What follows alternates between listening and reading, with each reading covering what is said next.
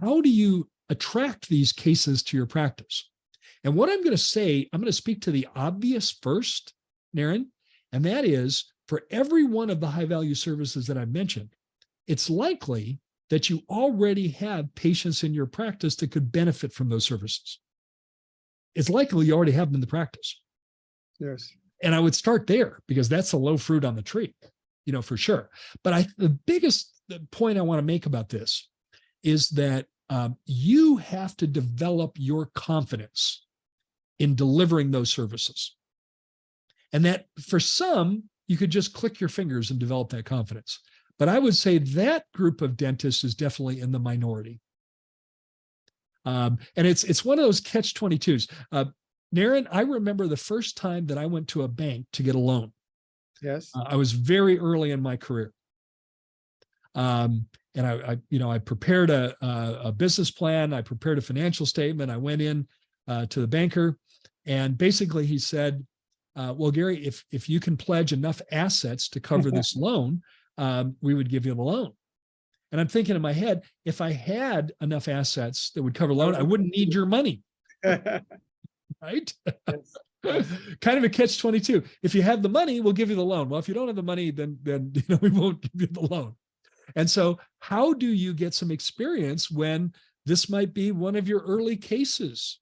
How do you do this? It's probably a thought that stops a lot of doctors in their tracks, right? Well, let me make a suggestion. This is something, some of you will know that I had the privilege of being an instructor in the PAC Live program, Pacific Aesthetic Continuum program, where dentists would bring a patient, do a 10-unit upper anterior porcelain veneer case. Dr. Hornbrook was the director, brilliant resource in cosmetic dentistry. And over 2 weekends, first weekend they'd prep and temporize the case, and then the next weekend they'd seat the case. And many of those doctors that attended that course would have a great experience with that patient in the course, but they'd reach out to me about a year later and say, Gary, that PAC Live was a brilliant course, but I haven't been able to get traction in my practice. And I want to, before these skills atrophy and I forget everything I learned there, I need to start doing some cases. And I would say, pick 2 cases in your practice, pick 2 cases. And let's do those. So this would be an 8 or 10 unit upper anterior porcelain veneer case. And pick a patient that could benefit from it, but maybe doesn't have the financial resources to pay for it, and offer them a deal. And maybe you do it for lab fee only, or 50% savings. And do that on an off day. Do that case on an off day. If you don't work Fridays, do the case on a Friday. Bring your assistant in. Now you're not going to have the pressure of doing this in the day-to-day practice. And you're going to be able to do it at your leisure. It'll be a great experience for the patient. The other key in picking a patient on this one, Darren, is pick a patient that is going to be a billboard for you, a walking billboard, someone that's outgoing, someone that's social, someone that's gregarious, someone that has contact with other people.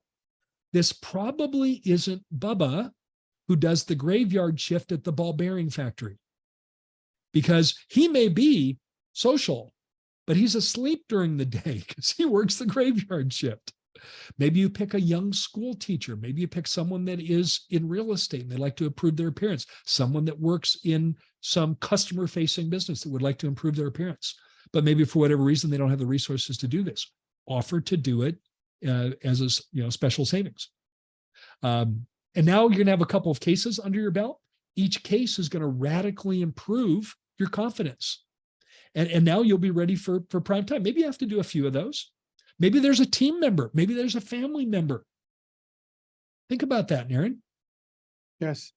Pretty cool, huh? Think of somebody, right, in our circle.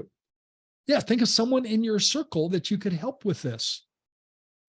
Once you do that, you're going to want to get serious about marketing. And the best way to do that is to really master search engine optimization.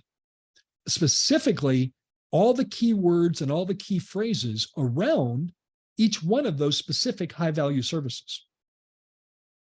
And by the way, and as you know, Naren, I'm now in your territory about this. The keywords and phrases say around dental implants. I'm just randomly picking one. Right. Those could number in the hundreds Correct. Perhaps even thousands, Yes. right? And so we can learn in your area what are the most common phrases and keywords and key phrases that people use to search for a solution for a missing tooth.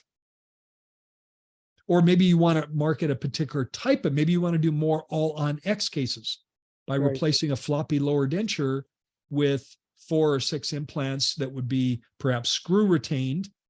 You could remove it for cleaning or repair, but as far as the patient is concerned, it's fixed.